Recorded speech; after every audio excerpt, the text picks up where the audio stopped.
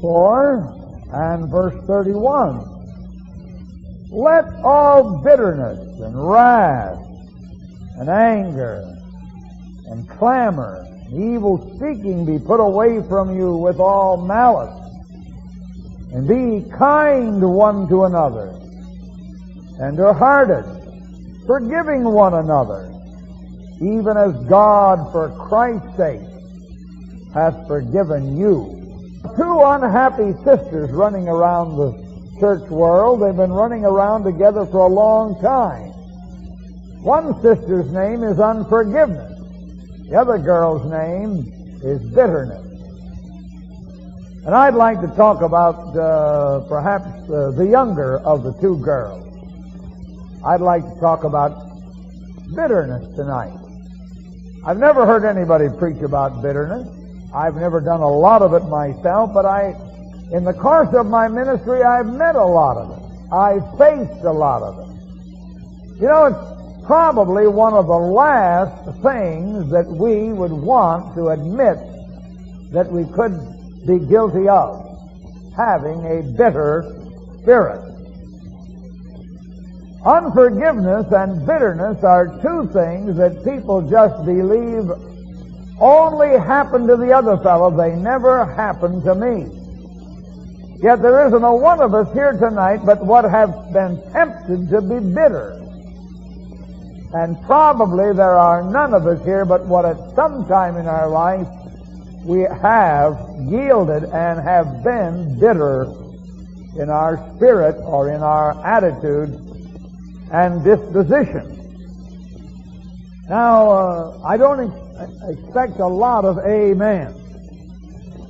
And I haven't even brought very many of my own. But I know you're going to listen, because you'll want to know what I have to say about the other fellow. And so, if I say something that fits him, say amen. I just may do it. You know, the section in Hebrews 12:14, follow peace with all men and holiness, without which no man shall see the Lord, looking diligently lest any root of bitterness springing up trouble you, and many be defiled. In running the references on bitterness, I find that invariably they are always drawn or in relationship or in close association with peace or the peace of God. And then when we look at bitterness, thou art in the gall of bitterness, is what Peter told Simon. You're in the gall of bitterness. Whenever you find this term, bitterness, or the gall of bitterness, you'll find, as we do in looking at Deuteronomy, chapter 29 and chapter 32 and 32, that invariably it is associated with the venom of serpents or dragons. Notice he says, their wine, the stuff these people feed on, is the poison of dragons and the cruel venom of asps. An asp is a serpent. It is a snake peculiar to the Middle East. And when people are bitten by the asp, that poison enters the system, as all poisons do, attacking the nerve system until the individual so attacked and so bitten writhes and twists and screams and cries in horrible agony until they're dead. He is saying here that the gall of bitterness is such that it causes the individual's entire system to writhe in agony of bitterness and resentment and unforgiveness until all high and holy aspirations of the soul are dead, as surely dead as the man or the woman who is bitten by that kind of a serpent. Bitterness is one of the most fatal of all spiritual ills that you can have. Now, I'm sure you don't have it. I'm satisfied you wouldn't have it, because you've been saved and sanctified too long to have it. But I have met people that thought they were saved and sanctified that had it. And when they opened their mouth, the poison in their system was injected in someone else, and that's what the writer in Hebrews is saying, lest a root of bitterness springing up trouble you, and many be defiled. It wouldn't be too bad if the fellow who was bitter would pass off the scene. It'd only be one that would go to hell.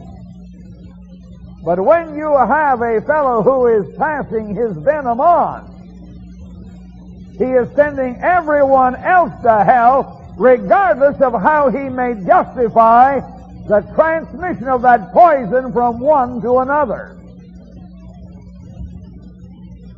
And bitterness is a gall. It is a poison. It is the essence of unloveliness and of ugliness.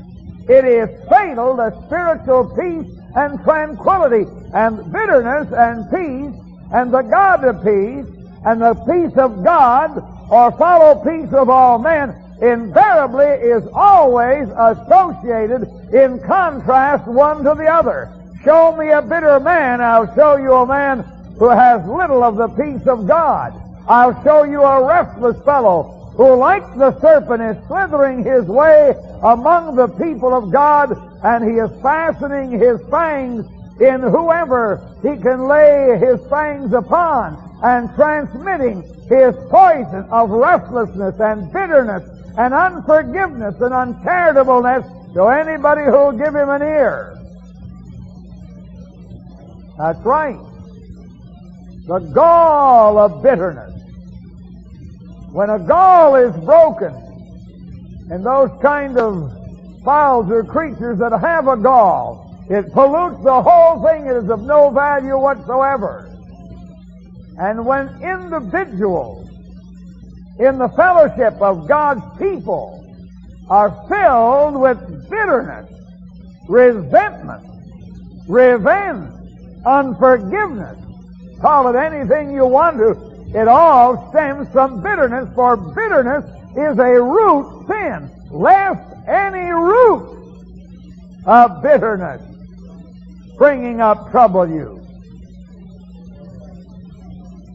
You just name any number of sins you want, you can trace it back to the root. And the root is a bitter root.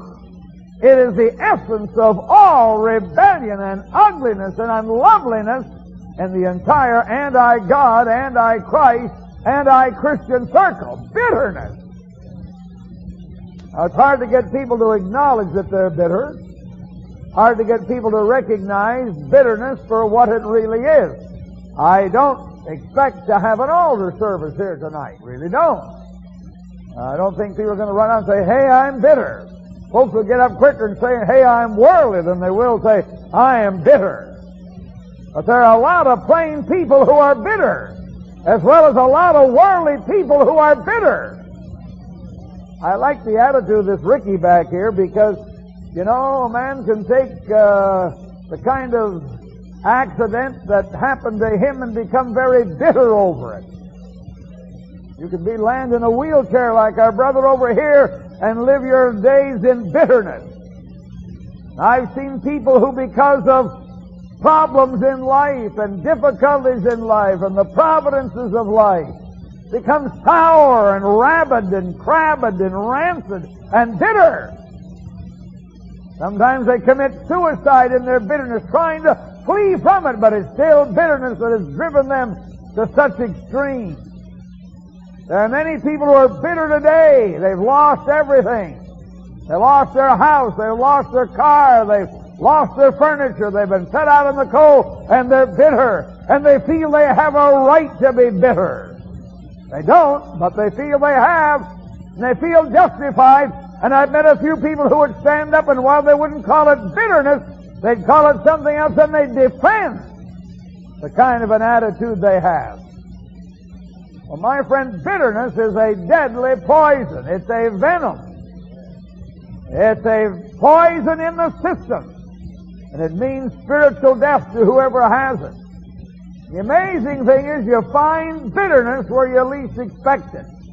And I wonder tonight if for a while you'd be honest enough to just wonder if maybe something that you'd been sensing, something you had been harboring, something you had been thinking about, something your mind has been fastened upon, some unfairness, some injustice, some cruelty, something that was unnecessary. Someone took advantage of you. I wonder tonight if you'd be willing to take a look at this thing that's made you restless, that's made you unhappy, that's robbed you of the peace of your soul. Would you take a good long look at it and see if perhaps it could not be bitterness?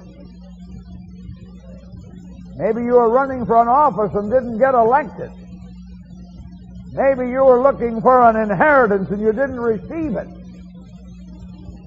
Maybe you were pushed out of a lucrative spot or a promotion at a job, and someone else who really didn't deserve it, at least according to your notions, they got it, and you were left out, and you become bitter, and you become resentful, and you put a good distance between yourself and the other fellow. And you have words, and when their name is brought up in a conversation, you are very careful not to give a very hearty endorsement. Matter of fact, oftentimes bitter people are very careful to say something that makes sure that they're not endorsed and they're not approved. You know, there was a fellow, young man, on one occasion a number of years ago. He came to his father and he said, "You know, Dad, I'd like to have just a good advance on what's coming to me, and I'd just like to go out and live it up for a while." His father really wasn't happy about giving him that kind of money, but he did. He gave him what he wanted, and he left and went away, and he's gone quite a long while. Went to California, I guess, and he just lived it up and had a big time, and he ran through the whole thing. He did have another brother. His brother stayed home, stayed on the farm, tended the fields, took care of the cattle, helped his dad. He wasn't a very happy soul, but he did it anyhow. And he went to church every Sunday and behaved himself, while this other guy was living it up in California. And one day while he was in California, he came to himself and he said, "Well, nut I am. Here I am. I'm making a fool of myself. I'm broke. I'm down here on the harbor. I don't have anything. I'm in bad shape.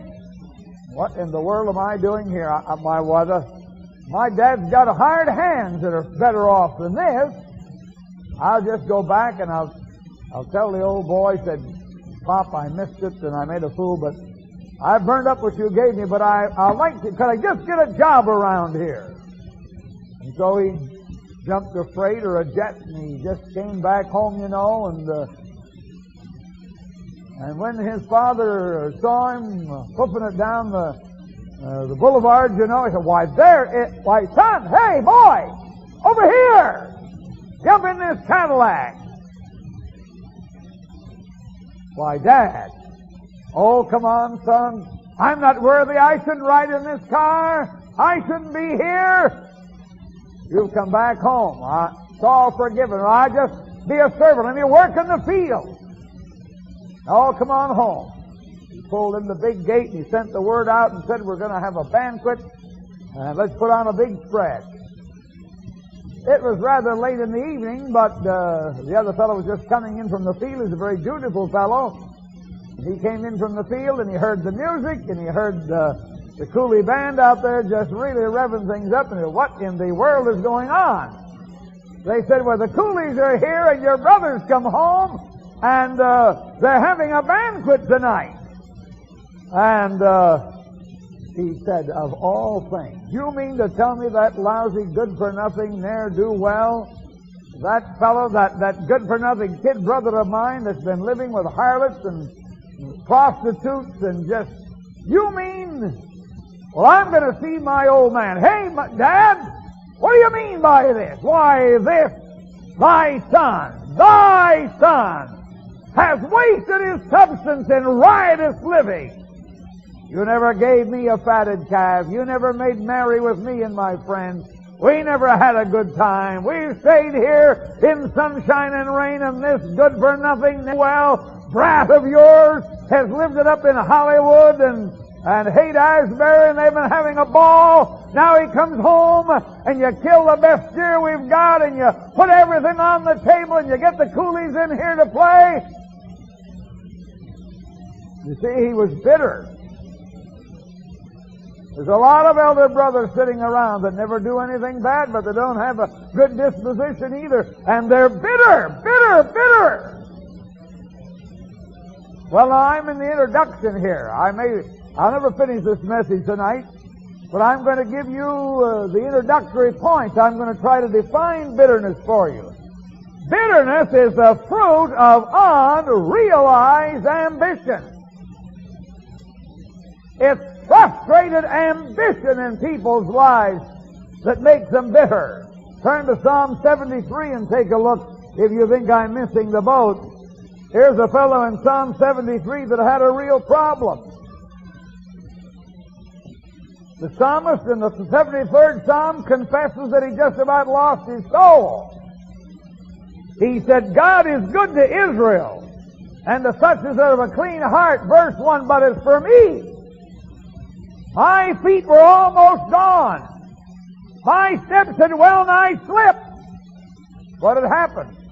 He just about went over the hill. He almost lost his soul. Well, what was wrong? There are three things. He became soured. He said, I was envious. He got sour by what he saw. He saw the prosperity of the wicked.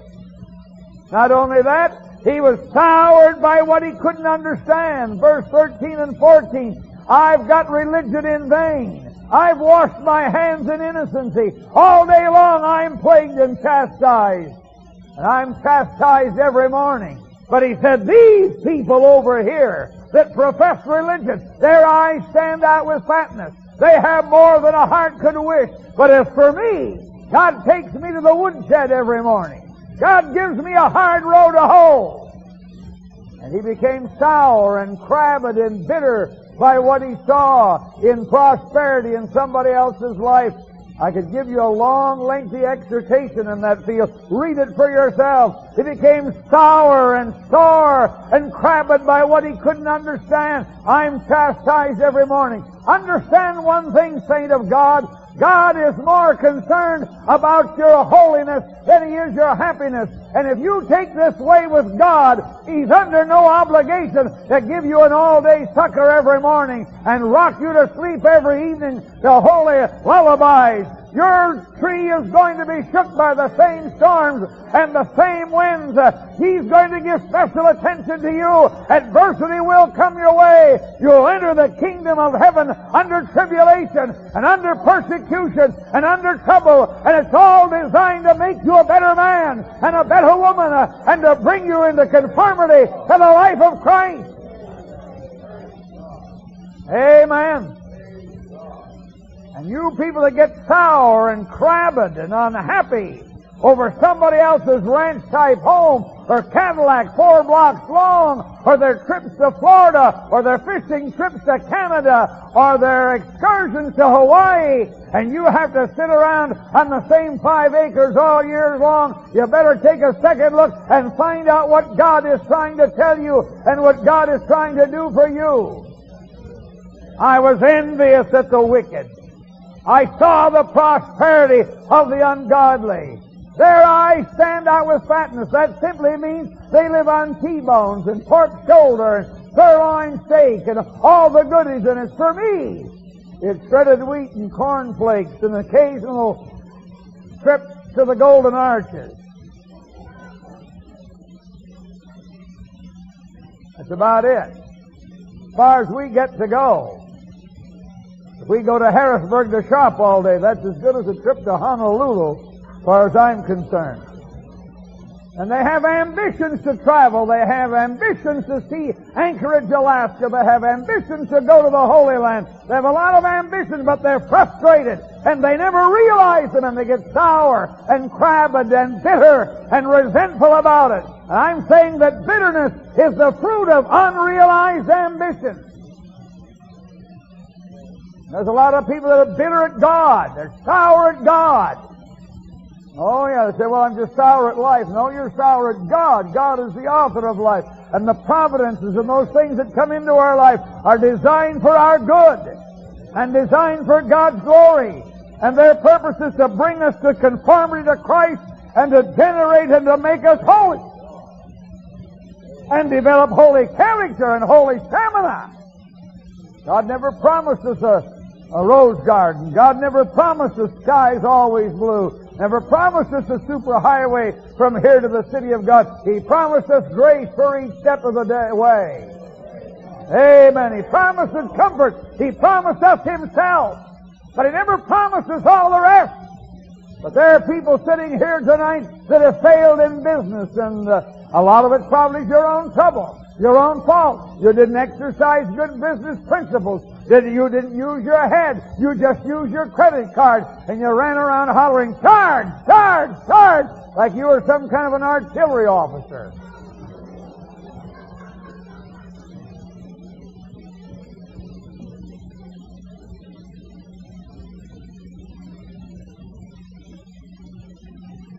Bitterness is the first cause of backsliding. That's Hebrews 12:14. Go back and take a look again. He makes it very clear, lest there be any man fail of the grace of God, lest any root of bitterness springing up trouble you, and many be defiled. And here's Esau, who became bitter. He was bitter toward his brother. Well, why in the world should he be bitter? Well, I'll tell you, it's a strange thing as to why people become bitter. After all, he was number one with his dad. He was an athletic fellow. He had a beautiful figure. He had a wonderful and powerful body. He had what men admire, strength and power, and what women admire, tall, husky, robust fellow. He was a hunter. He was an athlete. He didn't hang around his mother's apron strings like Jacob did. He was a man. He was a man's man. He was a hunter. He was number one with his dad. But you know, no matter how much some people have, they still get bitter. They're never satisfied. Bitter people are never satisfied. Always, somebody else always has a little bit more. Somebody always has something they want, something they haven't got. Or if they've got something like it, it isn't quite as good as what the other fellow has, and they want that or want something just like it. That's right.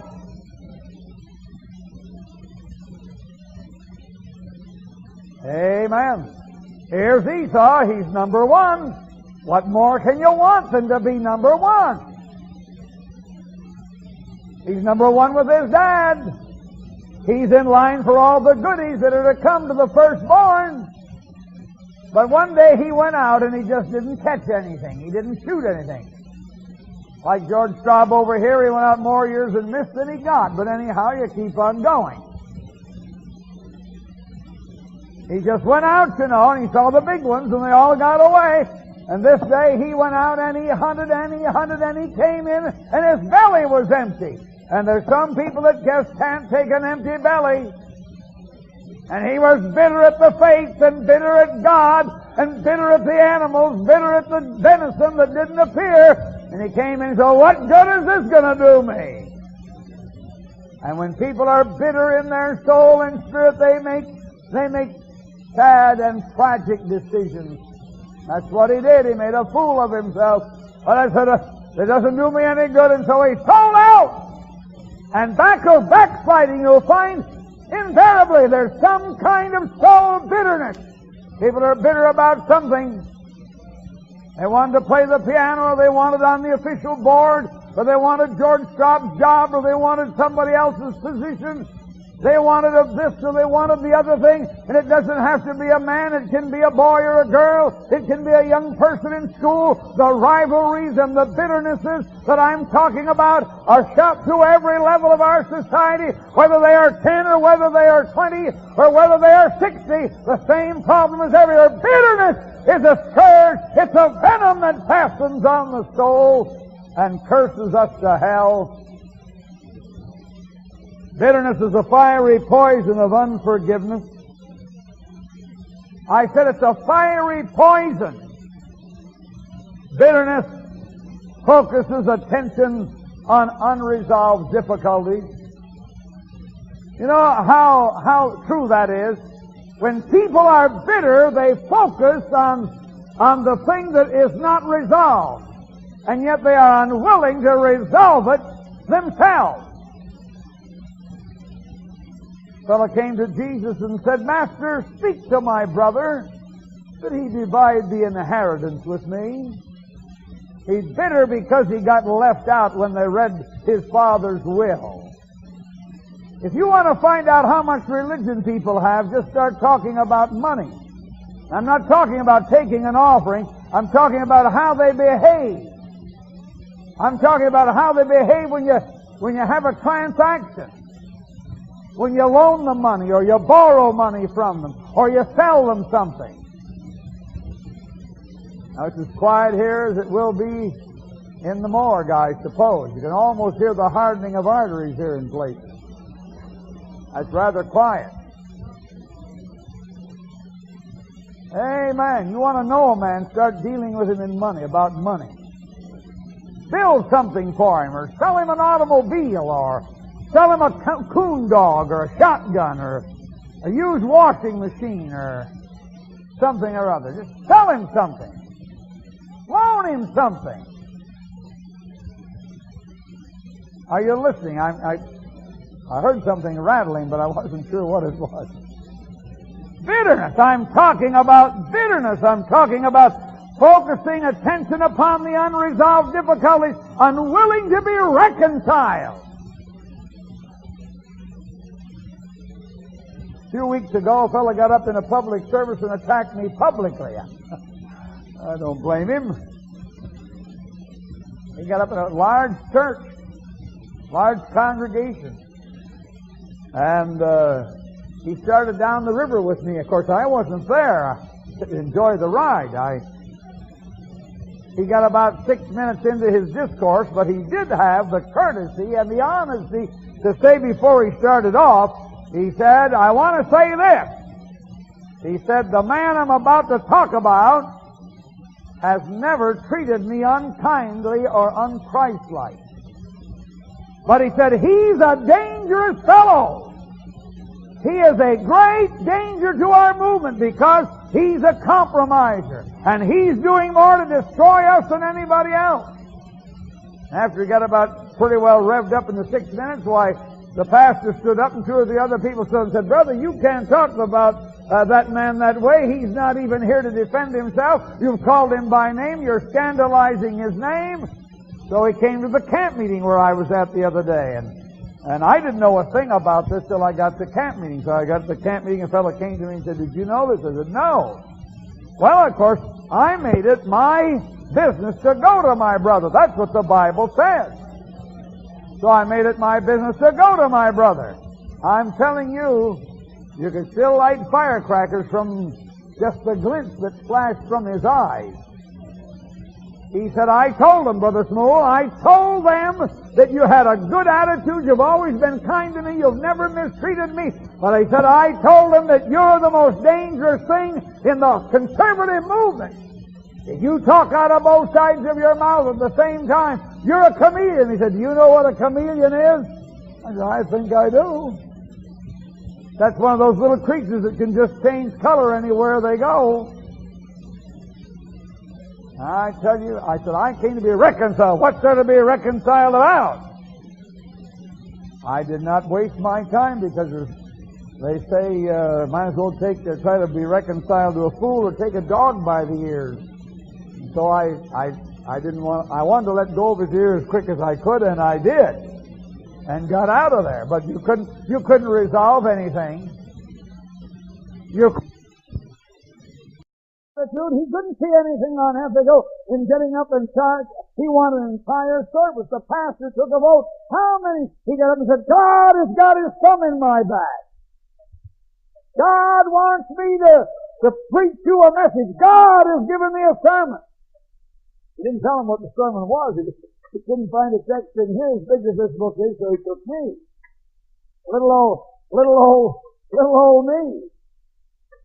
Just a pretty small text. I have to have usually several chapters, but that guy's good. He can do it without. And he stood up and he took off without getting recognition and without being approved. And the pastor stopped him and said, how many are in favor of hearing Brother so-and-so? Well, no one is in favor of hearing him except his wife, who has to live with him, and one woman who isn't all there. Well, anyhow, you see, when you're full of bitterness. Now, friends, if a man does believe that I'm a big compromiser, if he does believe I'm a chameleon, if he does believe I'm that kind of a danger, you know, the ethical thing to do is to go to your brother. The Bible has a way for that. Jesus knew that there would be problems in the fellowship, and he told us how to handle them. He told us what to do about them. Go to your brother and be reconciled. Then come, offer your gift. When you have a bitter spirit and you're bitter towards them, there is no reconciliation. Sometimes this happens in homes. You'll notice in Colossians 3:19, husbands, love your wives and be not bitter against them. It not only boils over in the church, but this bitterness and this need for reconciliation and the need for being purged of bitterness is important in the home as well. Sometimes husbands and wives have to face up that there's a growing resentment and bitterness between them, whether it's over money, whether it's over sex, whether it's over discipline, or whether it's over some other aspect of home management. Let me tell you, it's very possible for there to be great, deep pools, reservoirs of bitterness between a husband and a wife. That's why the book says, don't let the sun go down on your wrath. If there are those kind of differences, get the thing taken care of before the end of the day. Don't pull the shades and snap out the light and turn your back one to another and seethe and roll in restlessness during the night and wake up in the morning if you are able to go to sleep with the same kind of tension and your sword's drawn. Be reconciled. Bitterness is the final nail in the coffin of self-centeredness and self-pity, which is really the seat of the whole affair. It's the final nail.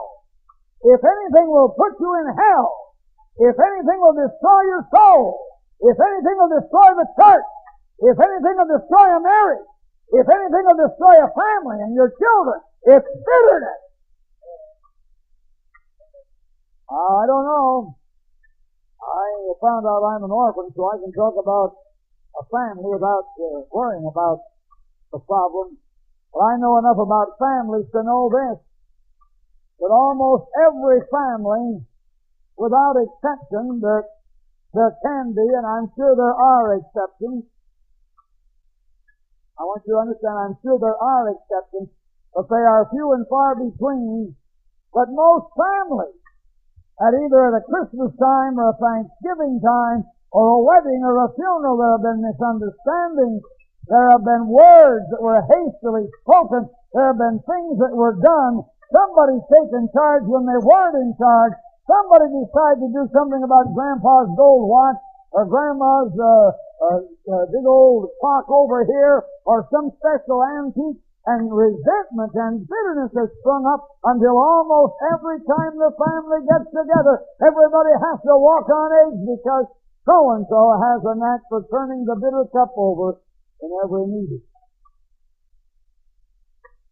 And when you think about going to somebody's home to celebrate Christmas or your family gathering or whatever you call it, you know that you and your wife say, oh boy, I sure hope so-and-so doesn't do what they did the last time.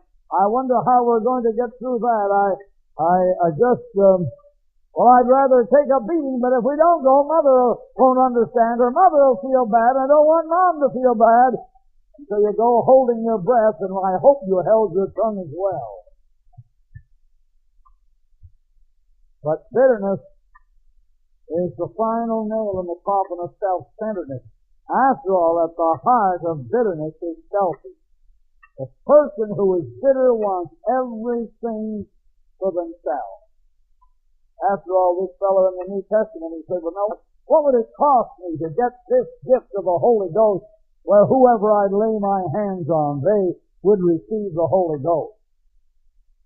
Peter said, you are in the gall of bitterness. You don't have lot nor partial, for pray that God will forgive this wickedness of your heart. He thought he was converted. He had apparently had baptism and accepted into the society, but he was not a child of God. He had bitter resentment in his heart. He was filled with the gall of bitterness. He was power hungry and didn't have it. Bitterness fires the passions of envy and jealousy, often leading to war, or church torture, or murder, or just plain gossip. What do you think is behind the average gossip barrage?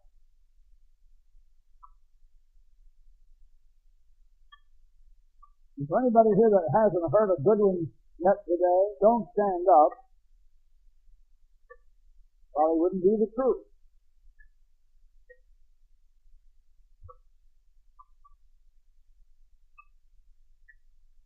Bitterness fires the passion of envy and jealousy. You know, in the Old Testament, we have the story of Saul and David. And if you remember that story properly, remember David put his neck on the line for Saul. He went out and killed a rather good-sized kid by the name of Goliath and put him away with his little slingshot. And he gave God all the glory. Well, Saul was so pleased by the thing that had transpired that he called him in. And he just gave him about everything that he really wanted, you know. And things went along real well. David was winning battles and doing exploits for God. And Saul was staying home drinking mint tea and sitting under the old palm tree and fanning himself and dreaming about hunting and fishing expeditions. And while he was having such a delightful time on one occasion, he heard a troop of singers going through, and the girls were singing a beautiful melody. As a matter of fact, he liked the first line of the song. The first line was, Saul has slain his thousands. And he turned to his wife, isn't that a lovely ballad the girls are singing today? That's it. That's okay, so I like that tune. I think I can get that. Saul has slain his thousands. Oh, but there was another verse. It's that second verse that got you in trouble.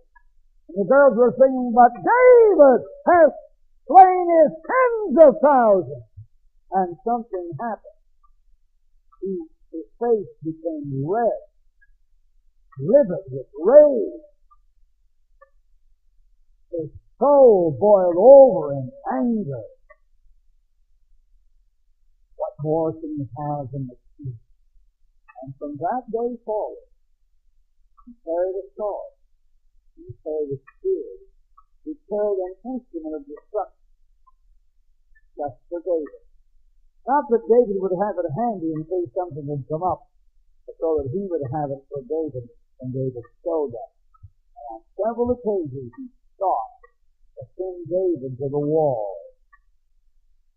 Now, I don't mean he's going to pin him up so folks could look at him. He's going to pin him to that wall with that spear so nobody would ever want to see him again. He wanted to kill him. You know, bitterness will drive you and turn you against your fairest friend. It'll turn you against your father. It'll turn you against the pastor that told you the truth. It'll turn you against the evangelist that dares to declare the whole counsel of God. Paul said, am I become your enemy because I told you the truth? Well, enemies are bitter people.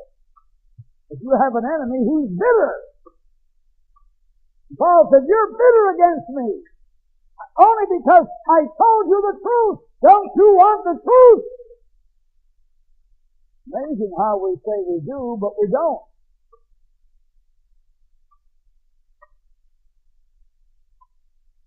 But it's bitterness that fires the passion.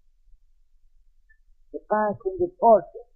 You know, there are those who persecute. There are those who malign. There are those who oppose and fight. Just like that man I mentioned a while ago. I'm satisfied that man who sought to scandalize my name publicly in the face of that large congregation, I'm satisfied he's sincere. I believe he really believes that I'm as wicked and as diabolical and as devilish as he was telling me. I don't think he hates me personally. I think that he really believes that I'm a destructive person. He feels he's doing God's service. He has to get up and tell everybody what a rascal I am. He said he made it clear that I wasn't un-Christ-like and I wasn't ungodly, but other than that I was a devil. So it's rather difficult to be Christ-like and godly and a devil at the same time. But he thinks he's doing God a service. I'm satisfied he is. And I want you to know that I have no resentment or ill will in my heart. I could put my arms around him if he'd let me.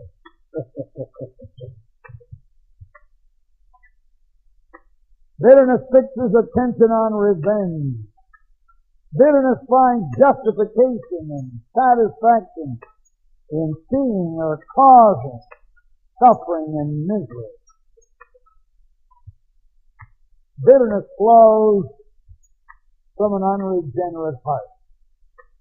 If you're bitter, you're unconverted. If you're bitter, you're not saved. If you're bitter, you don't know the forgiving love of Jesus Christ. If you're bitter, you don't know the peace of God. If you're bitter, you're a stranger to the forgiving love of Christ. You can be suave and kind and to everybody, including your mother-in-law, but if you're bitter towards your father-in-law or towards someone else, you are unconverted. There are fathers who are bitter against their eldest son. Oftentimes we find this bitterness in families where when the first son comes along, the mother showers a lot of attention on that little fellow. And even while he grows up, he's his mother's darling. And Dad sort of feels he's in the shadows and he's not getting the attention. I've seen fathers who almost hated, and I know a case or two where fathers killed either a son or a daughter because they were so bitter that that child was getting the affection from the female, the mother in the family that they felt belonged to them, that they crushed it. They battered the child. Get the child out of the way so they could have their share of affection. They have their share of affection. No, bitterness flows from an unregenerated heart. What are you thinking about? Bitterness flies in the face of forgiving love. You notice the emphasis in all of this lesson tonight was on forbearing one another, forgiving one another. If any man have a quarrel against any, even as Christ forgave you, so also do you. Forgiveness. Forgiveness. Bitterness flies in the face of forgiving love, with reproaches and excuses and lies. Well, I'd get reconciled, but after all, I'd ask their forgiveness, but what's the use? I'm tried. I've done my part. I don't have anything against them. I don't know about the rest, but I don't have anything against them. I want you to know that. You know, when I was courting my wife, I'm glad my wife is here for this camp. When I was courting her, before I was doing a little evangelistic work, and I'd leave her, you know, and I'd go and pay her a visit. Just before I would leave, I'd say, no, Lois, I want you to know that I don't have anything against you. Wouldn't that be a nice way to part? What do you think she'd be thinking about Paul Westwatt? Wonder what he meant. I don't have anything against you. I'm sure that would put her to sleep at night, wouldn't it? She could really lay down and have pleasant dreams. I don't have anything against you. Wonder what that means? Try that on the woman you love sometime and see how she takes to it. You'll get along better, Buster, if you just have a 5-pound box of marshmallow cherries or creams or something or else and say, you know, I thought I'd just leave this with you before I go, and each one is just a little token of how I feel about you. That's much better. Matter of fact, that's the proof of love and affection.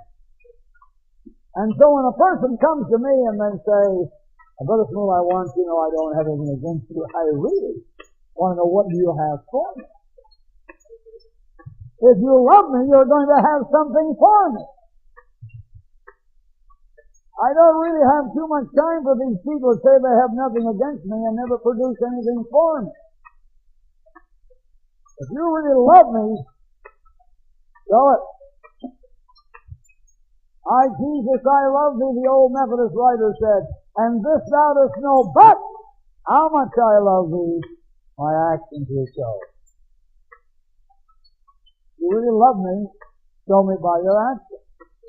If you really love me, don't say I don't have anything against you. Show me what you have for me.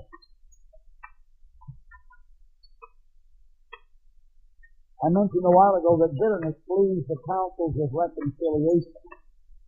And I want to illustrate that before we close. Bitterness does not wish reconciliation.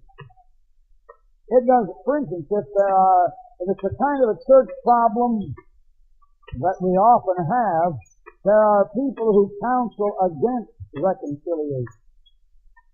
First of all, because they don't want to lose one of their Indians to the other side. As a matter of fact, reconciliation obliterates all these marks and all these walls. Reconciliation brings us together. We are reconciled. Whether it's reconciled to God or reconciled to one another, it's by the blood of the everlasting covenant. And it breaks down the wall. It breaks down the partition.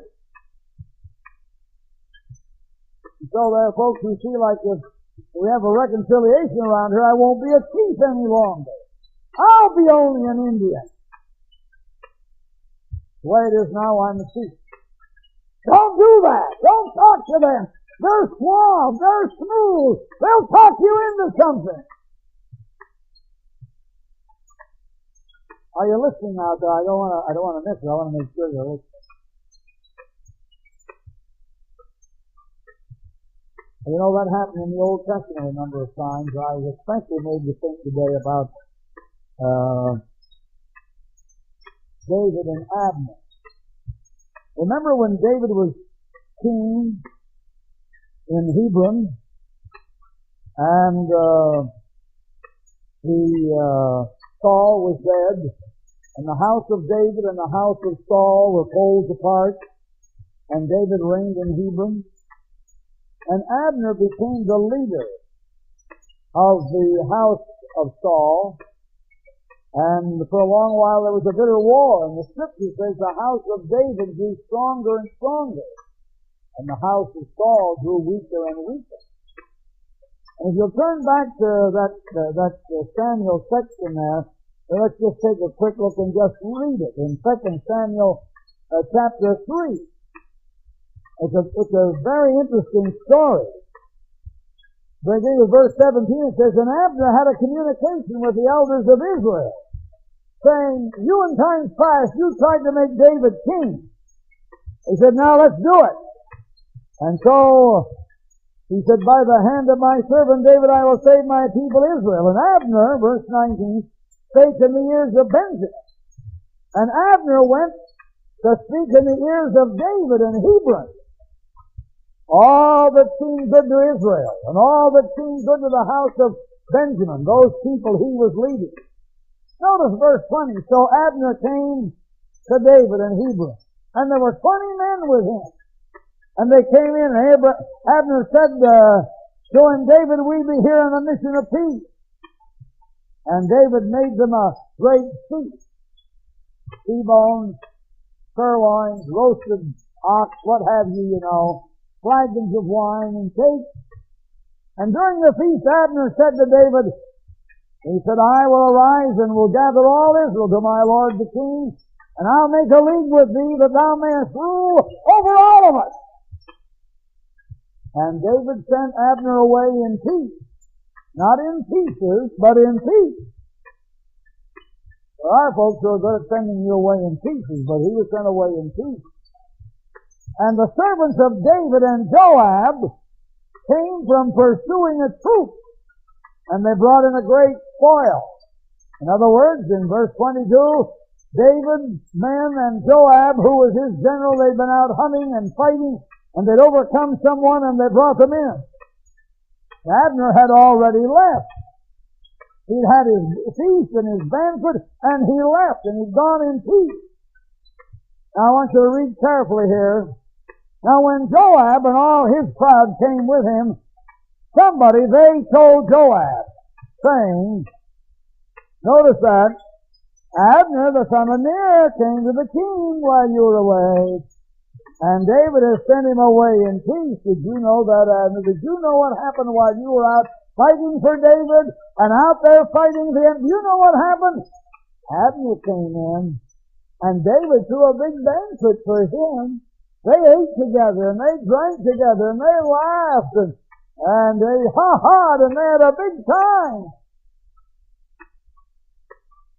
And David sent him away in peace. And Joab had a fit.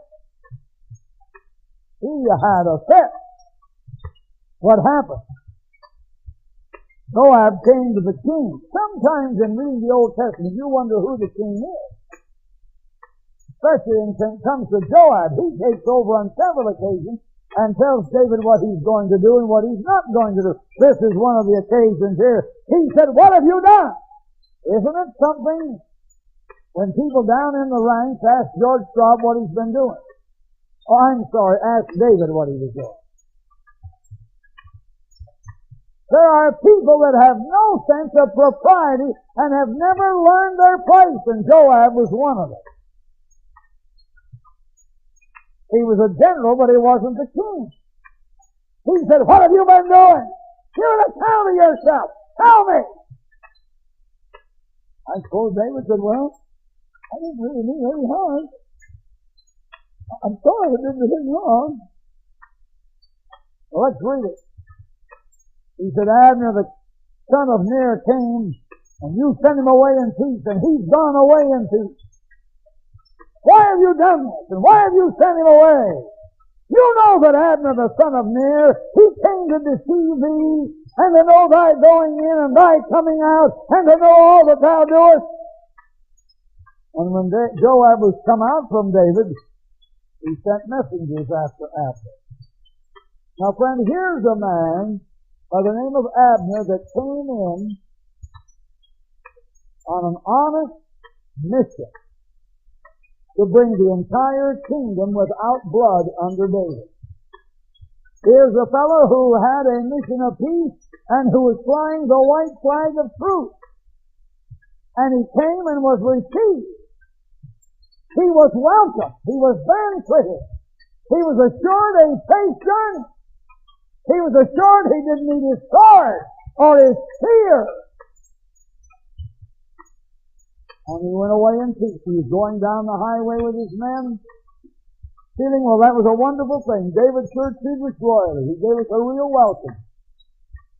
I tell you, he's a magnanimous man. He'll make a great king for all of Israel. And I'm glad I'm on this mission. I'm glad I set out to do this kind of thing. I tell you, fellows, that was a good move we made. That's a fine thing we've done. And I'm satisfied to be nothing under King David if we can just get all of Israel back together again. Fellows, I feel good about this. About that time, you heard footsteps behind them, and the runner was coming. He said, well, who's this? Said, come on back, come on back. Here's the story, just as it happened. What a sad and tragic tale it is in 2 Kings. And when Abner was returned to Hebron, Joab took him aside quietly. You know, bitter people can do things quietly, especially dirty, bitter things. They took him aside quietly and spoke to him quietly.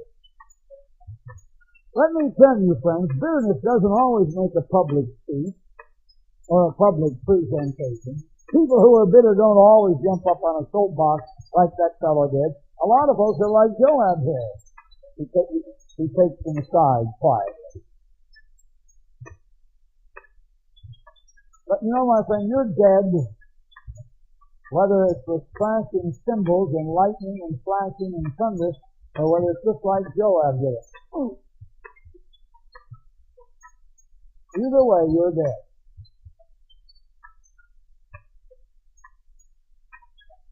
Isn't it sad that when there are those who would seek peace and reconciliation, whether it's a husband and wife, or it's a father and son, or it's a mother and daughter, or it's in-laws or outlaws, brother-in-laws or mother-in-laws, whatever it may be, isn't it sad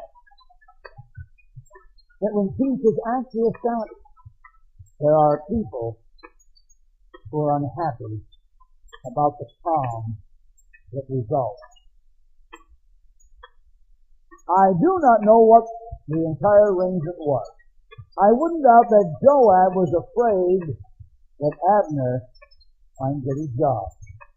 Invariably, when people are bitter and slash and cut and murder, it's because they feel they're losing something, or they're going to lose something, or somebody's going to get something ahead of them.